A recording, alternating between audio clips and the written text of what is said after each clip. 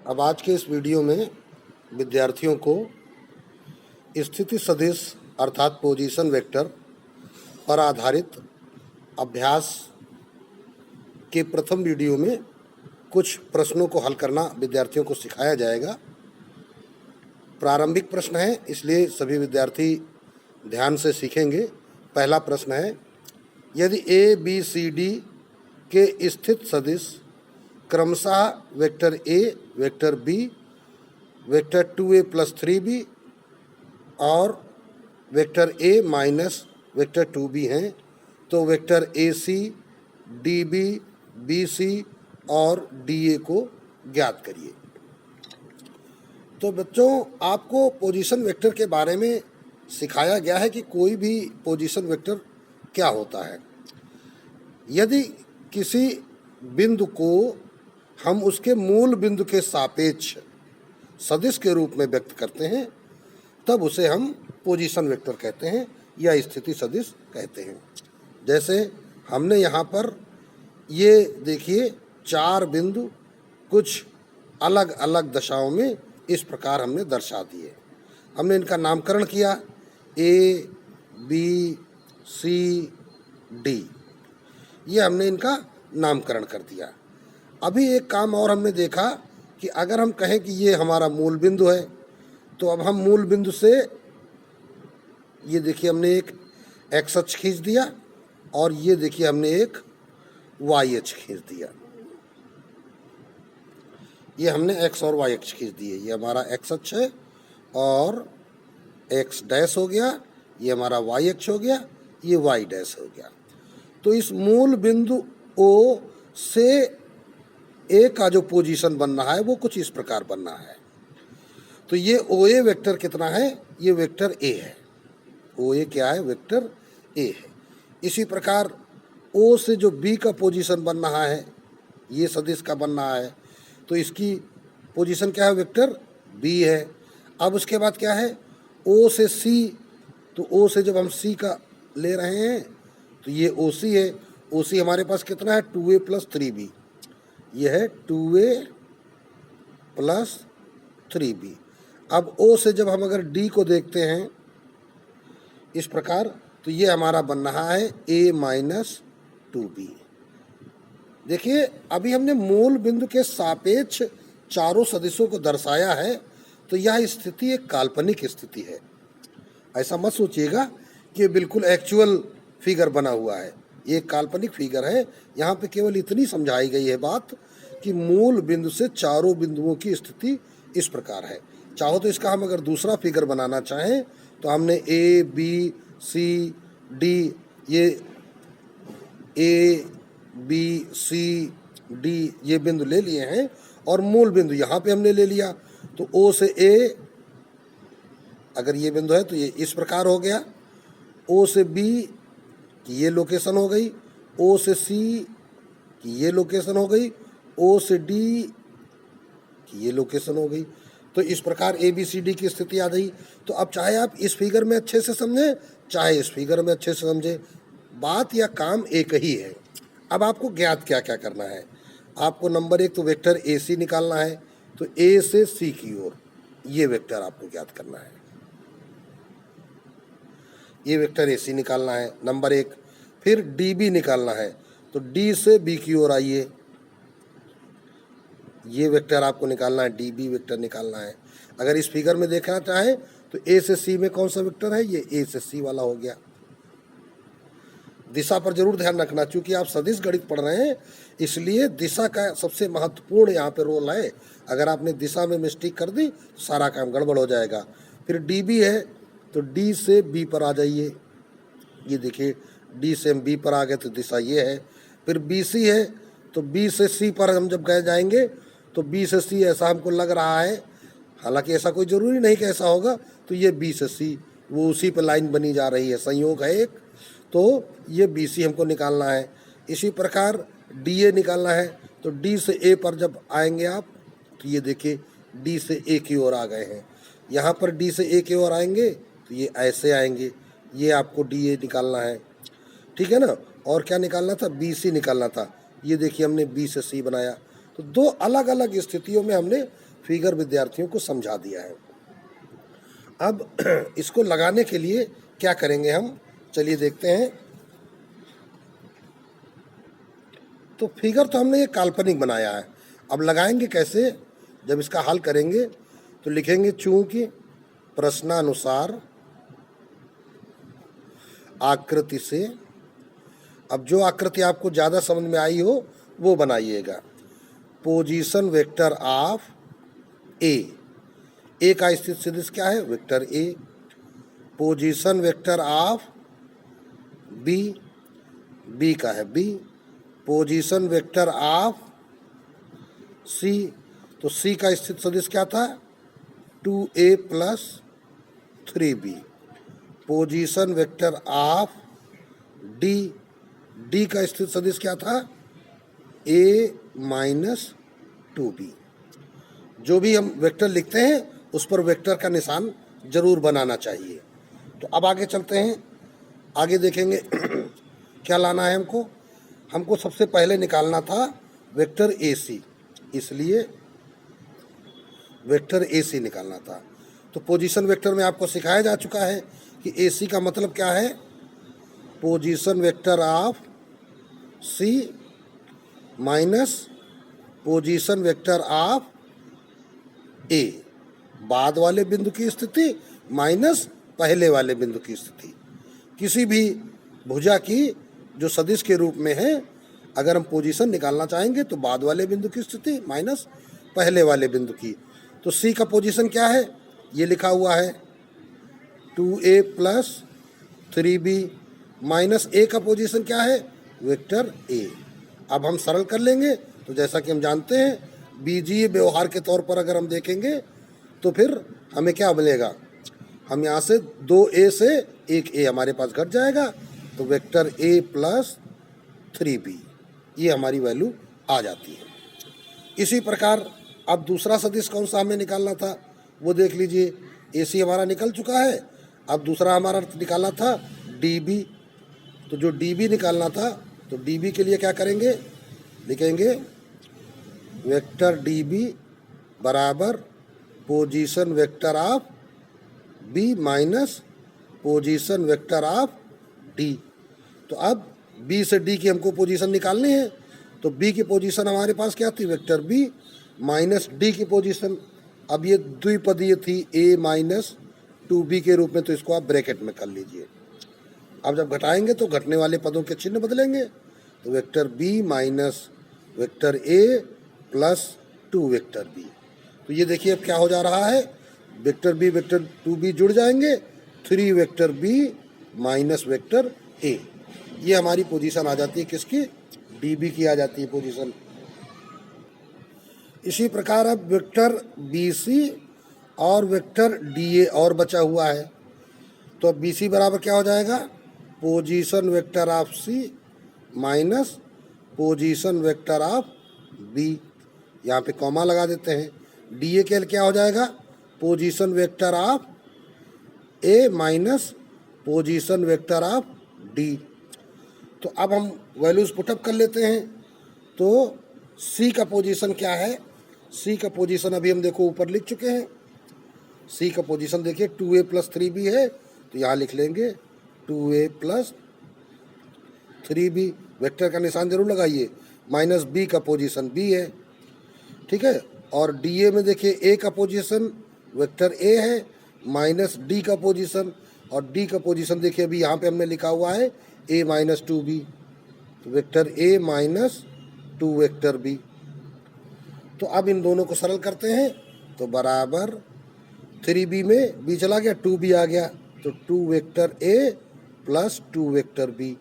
और इधर वैल्यू क्या आ जाती है हमारे पास, vector A minus vector A + 2 vector B, अर्थात ये वेक्टर A कैंसिल हो गया, ये 2 वेक्टर B आ जाता है। तो इस प्रकार हमें ये चारों जवाब मिल जाते हैं। तो ये देखिए सबसे ऊपर हम निकाल चुके हैं कौन सा, ये हमने निकाला वेक्टर AC, और ये वेक्टर हमने निकाला DB, और ये नीचे वेक्टर निकल आया BC, और ये वेक्टर निकल आया DA।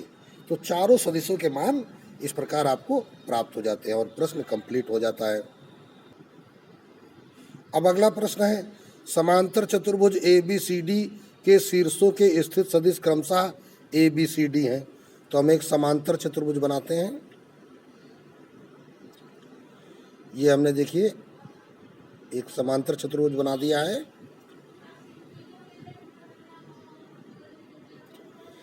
और नामकरण कर देते हैं ABCD हो गया और सबके पोजीशन वेक्टर लिख देते हैं। A का A, B का B, C का C और D का D। तो अब यहाँ पे आपको ध्यान क्या देना है कि ये जो पोजीशन दिए जाते हैं ABCD के, ये किसी मूल बिंदु के सापेक्ष दिए जाते हैं। मान लो कि हमने मूल बिंदु यहाँ पे रख दिया O, तो O से A की पोजीशन ये देखिए डैश डैश करके हमने दिखाई, O से B की पोजीशन ये देखिए हमने डैश डैश करके दिखा दी।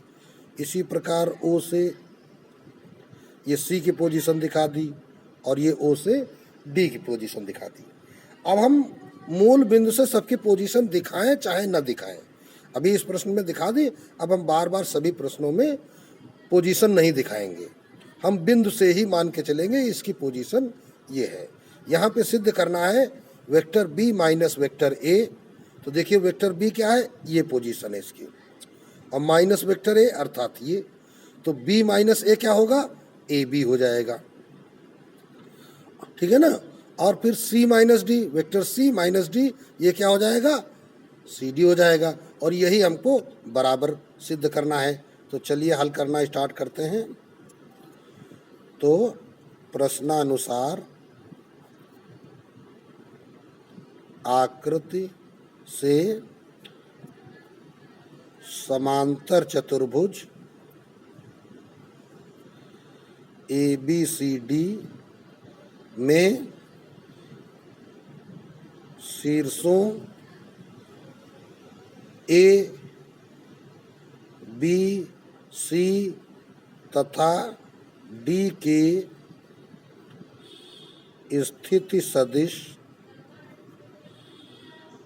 क्रमशः vector A, vector B, vector C तथा वेक्टर D हैं, ठीक है ना। ये हमने एक में लिख दिया। अब चाहते तो वैसे लिखते हैं कि पोजीशन वेक्टर ऑफ A बराबर A, position vector of B बराबर B, इस प्रकार हम लिखते हैं। तो अब तुम्हें जो सिद्ध करना है, अतः vector B minus vector A बराबर, तो पहले इसकी वैल्यू समझो क्या है। तो B क्या है, position vector of B minus A क्या है, पोजीशन वेक्टर ऑफ A। तो अब position vector of B minus position vector of A क्या कहलाता है, ये होता है वेक्टर AB। तो ये vector B minus vector A बरा क्या है, वेक्टर AB। अब आगे चलिए, तथा जो दूसरे पक्ष में था वो क्या था, vector C minus vector D था। तो बराबर क्या कहेंगे, position vector of C minus position vector of D। तो अब C माइनस D क्या होता है, ये होता है वेक्टर DC। ये ध्यान रखना, ये चेंज हो जाते हैं। तो अब समांतर चतुर्भुज का फिगर देखिए, समांतर चतुर्भुज ABCD है, तो इसलिए AB समांतर DC और AB बराबर DC होता है। तो अब लिखेंगे क्या, चूंकि क्या कहेंगे, ABCD समांतर चतुर्भुज है, अतः क्या होगा, AB समांतर DC तथा AB बराबर DC। तो ये दोनों सदिश क्या हो जाएंगे, अगर इनको हम सदिश के रूप में देखेंगे, ये वेक्टर AB आया है B माइनस A और ये वेक्टर DC आया है, तो ये दोनों कैसे सदिश हैं, समान एवं समांतर हैं। तो अब लिखे, यही लिखेंगे, चूंकि या इसलिए वेक्टर AB बराबर वेक्टर DC, है ना, समान एवं समांतर होने के कारण जो है। जब वेक्टर ए बी बराबर डी सी हो जाएगा तो ए बी और डी सी की वैल्यू रख दो, इसलिए vector B minus vector A बराबर vector C minus vector D. ये आपका प्रूव्ड हो गया, कंप्लीट हो गया आपका ये प्रश्न। अब अगला तीसरा प्रश्न देखते हैं। यदि वेक्टर ए बी सी तथा डी एक चतुर्भुज की क्रमागत भुजाओं के सदिशों को प्रकट करते हैं, तो पहले एक चतुर्भुज बना लेते हैं। तो चतुर्भुज बनाते समय हम क्या करेंगे, हम एक अटपटा चतुर्भुज बनाते हैं। ए बी सी डी, तो vector A B C D क्या है, चतुर्भुज ए बी सी डी की क्रमागत भुजाओं। तो पहली भुजा ए बी, ये है वेक्टर ए। दूसरी भुजा बी सी, ए बी के बाद बी सी का नंबर आता है तो ये वेक्टर है बी। फिर तीसरी भुजा सी डी, तो ये वेक्टर है सी। और चौथी भुजा डी ए, ये वेक्टर है डी। तो ये प्रश्न में बताया गया है, तो हम लिखेंगे क्या, प्रश्नानुसार आकृति से चतुर्भुज ए बी सी डी में वेक्टर ए बी बराबर vector A, vector B C बराबर vector B, vector C D बराबर vector C, vector D A बराबर वेक्टर डी। अब देखिए, अब अगर हम यहाँ पर इस फिगर में ध्यान से देखें तो ये पहला सदिश, ये दूसरा सदिश, और इन दोनों सदिशों का योग अगर हम त्रिभुज नियम से लगाएं तो ये देखिए परिणामी इनका ये तैयार हो जाएगा। तो अब लिखेंगे, अतः त्रिभुज ए बी सी में सदिश योग नियम से क्या हो जाएगा, वेक्टर ए सी परिणामी होगा इसका। वेक्टर ए सी बराबर vector A B plus vector B C, अर्थात vector A plus vector B. अब इसके बाद देखिए, तथा अब त्रिभुज इधर उठा लो ए सी डी में, तो ए सी डी में देखिए त्रिभुज ए सी डी में vector C plus vector D, यानी C D plus D A, C D plus D A. तो इन दोनों सदिशों का योग क्या होगा, अभी हमने सी से स्टार्ट किया है, तो सी और प्लस डी, तो ये हो जाएगा सी ए बराबर हो जाएगा वेक्टर सी ए। यही तो हो जाएगा, अर्थात वेक्टर सी प्लस डी बराबर सी ए हो गया। अब इस वेक्टर सी ए को हम क्या कह सकते हैं, ये वेक्टर जो सी ए है इसे हम ये भी कह सकते हैं, इसका ऋणात्मक कर दो तो माइनस वेक्टर ए सी। अब ए सी बराबर है क्या, ए प्लस बी, वेक्टर क्या है ए प्लस बी। तो देखो वेक्टर सी प्लस डी बराबर माइनस ए सी की वैल्यू रख दो, vector A plus vector B. तो ये जो माइनस में है तो इधर आ जाएगा बाएं पक्ष में, तो प्लस में हो जाएंगे। तो इसलिए A plus B plus C plus D बराबर 0। यही आपका रिजल्ट आना था। अगर चाहो तो फिगर में भी ध्यान से देखो कि ए से स्टार्ट किया हमने, ए वेक्टर हमारा ये हो गया, बी पे पहुंच गए, प्लस बी वेक्टर से हम सी पे पहुंच गए, प्लस सी वेक्टर से हम डी पे पहुंच गए, प्लस डी वेक्टर से हम पुनः ए पर आ गए। शुरुआत ए से की थी, अंत भी ए पर हुआ, विस्थापन यहाँ क्या है 0, इसलिए इन सभी सदिशों का योग क्या होगा 0 होगा। तो इस प्रकार ये प्रश्न आपका कंप्लीट हो गया। अब चौथा प्रश्न विद्यार्थी ध्यान दें, त्रिभुज एबीसी के शीर्षों के स्थित सदिश क्रमशः ए बी तथा सी हैं। सिद्ध करो कि गुरुत्व केंद्र के स्थित सदिश 1/3 vector A plus vector B plus vector C है। तो हम एक फिगर बनाते हैं, पहले एक त्रिभुज ए बी सी बनाते हैं। ये हमने बना दिया ए बी सी, ए बी और ये सी। मूल बिंदु हम यहाँ पे ले लेते हैं। तो गुरुत्व केंद्र होता क्या है? गुरुत्व केंद्र माध्यिकाओं का प्रतिच्छेद बिंदु होता है। तो अगर हम एक माध्यिका ए डी खींच लें तो ए को डी से मिला देते हैं, और दूसरी माध्यिका बी ई खींच लेते हैं, तो ये हमको गुरुत्व केंद्र मिल गया। दो माध्यिकाओं का प्रतिच्छेद बिंदु आ गया। चाहो तो तीसरी भी खींच सकते हो, लेकिन उसकी आवश्यकता नहीं है। तो ये बिंदु हमको जी मिल गया। और हम ये भी जानते हैं कि जो गुरुत्व केंद्र होता है ये माध्यिका को 2:1 के अनुपात में विभाजित करता है।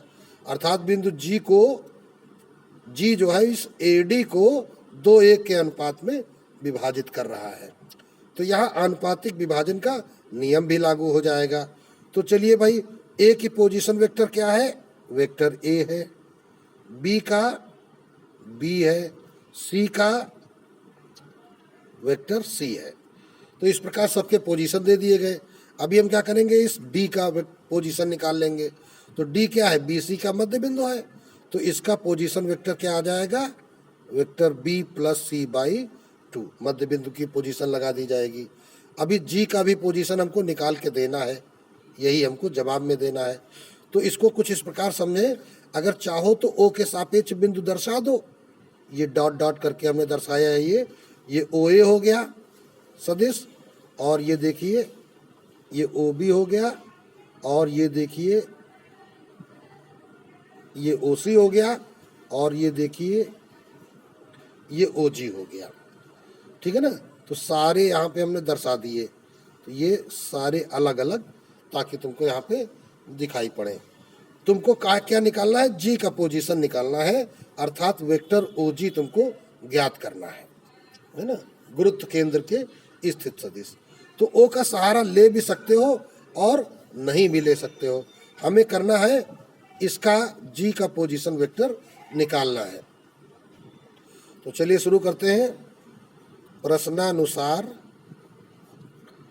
त्रिभुज ए बी सी में पोजीशन वेक्टर ऑफ ए बराबर vector A, position vector of B बराबर vector B, position vector of C बराबर वेक्टर सी, है ना।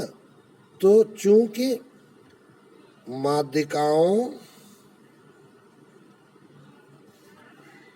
का प्रतिच्छेद बिंदु गुरुत्व केंद्र होता है,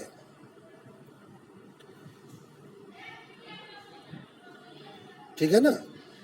तो इसलिए एडी माध्यिका है तथा डी बीसी का मध्य बिंदु है। तो अब हमको करना क्या है?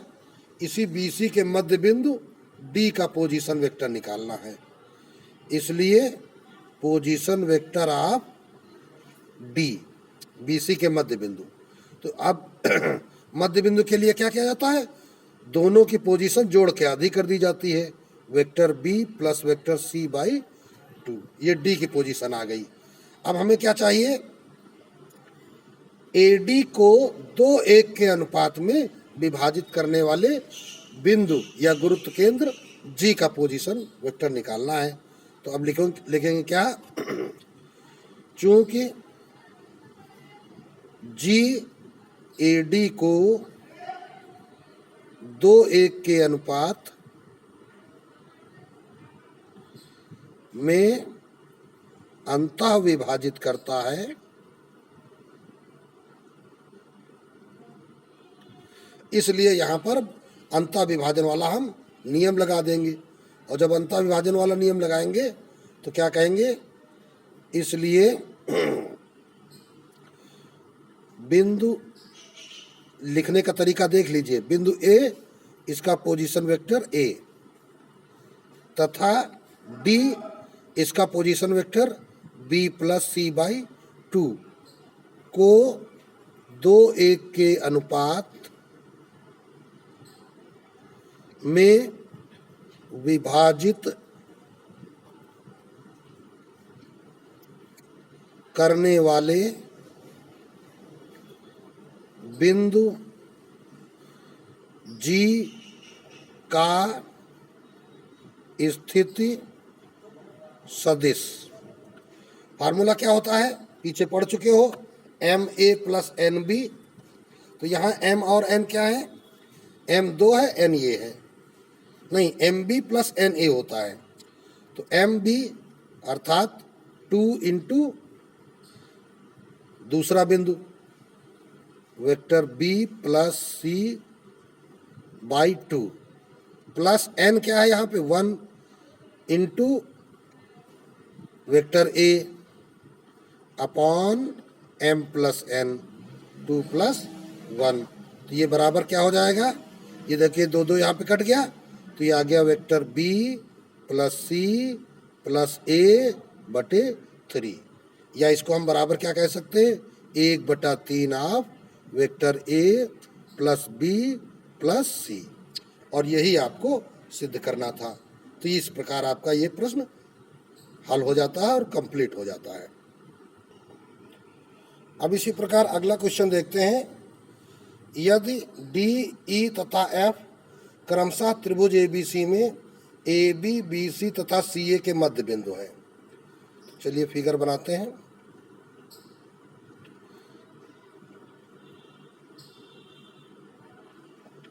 ये हमने बनाया A, B, C।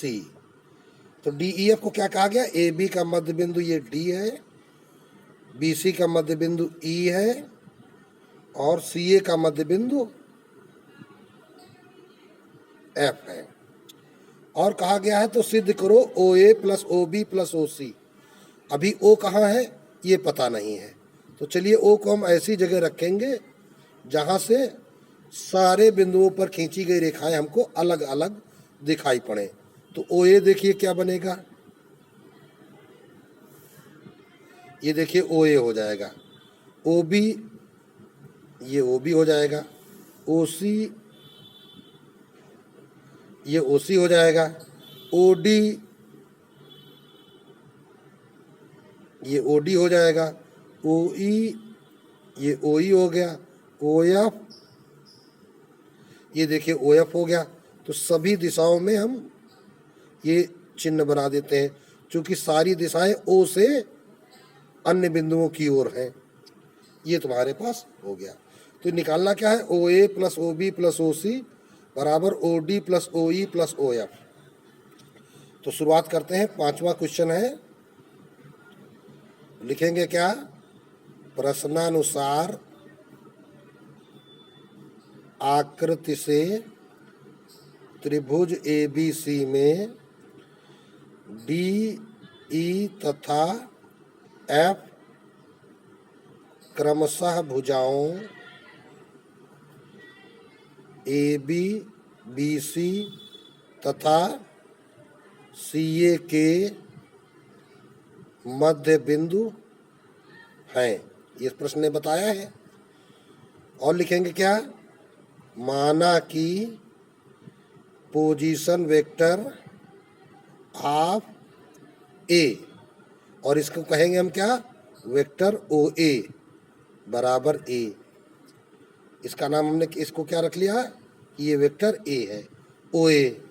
B को हमने B रख लिया, C को हमने C रख लिया। पोजीशन वेक्टर ऑफ B अर्थात OB बराबर B, position vector of C अर्थात OC वेक्टर बराबर C। तो इसलिए अब देखिए AB का मध्य बिंदु D है, AB के मध्य बिंदु D का स्थिति सदिश, तो जिसको क्या कहोगे, OD, वेक्टर OD। तो मध्य बिंदु का स्थिति सदिश क्या होता है, A का पोजीशन प्लस B का पोजीशन बटे 2, अर्थात vector A plus vector B बटे 2। तो इसी प्रकार क्या कहेंगे, इसी प्रकार BC के मध्य बिंदु E का स्थिति सदिश वेक्टर OE। तो देखिए OE क्या हो जाएगा, OE ये E की पोजीशन BC का मध्य बिंदु है तो B + C/2 तथा CA के मध्य बिंदु क्या है, F की स्थिति सदिश OF वेक्टर, तो वेक्टर C + वेक्टर A/2। भाई देखो C से A की ओर जा रहे हैं तो CA का मध्य बिंदु क्या हो जाएगा, ये वेक्टर C + A का आधा। तो अतः अब चाहो तो यही RHS उठा लो, क्या, OD vector plus OE vector plus OF vector बराबर, यही तीनों हमने उठा लिए हैं तो बराबर क्या हो जाएगा, A + B/2 plus B + C/2 plus C + A/2। तो बाई 2 हो जाएगा इनका लघुत्तम, तो A + B + B + C + C + A, जो कि क्या हो गया, अब ये हो गया बराबर 2A हो जाएगा, 2B 2C, तो 2 कॉमन ले लेंगे, वेक्टर A + B + C/2 और ये 2 कट गया तो ये बराबर आ गया A + B + C। ठीक, तो ये A क्या है, वेक्टर OA, B क्या है OB, C क्या है OC। अब देखो ये क्या आ गया, ये दायां पक्ष और ये बायां पक्ष, तो हम क्या कह सकते हैं, इसलिए OA + OB + OC बराबर OD + OE + OF। ये आपका प्रूव्ड हो गया और प्रश्न कंप्लीट हो गया। तो अब बस आज के वीडियो में बस इतना ही। तो आज विद्यार्थियों ने 5 प्रश्नों को हल करना सीखा है और अन्य अपनी पुस्तक के अभ्यास के प्रश्न आप स्वयं हल करें, जो समस्या हो उसको अपनी क्लास में समझें।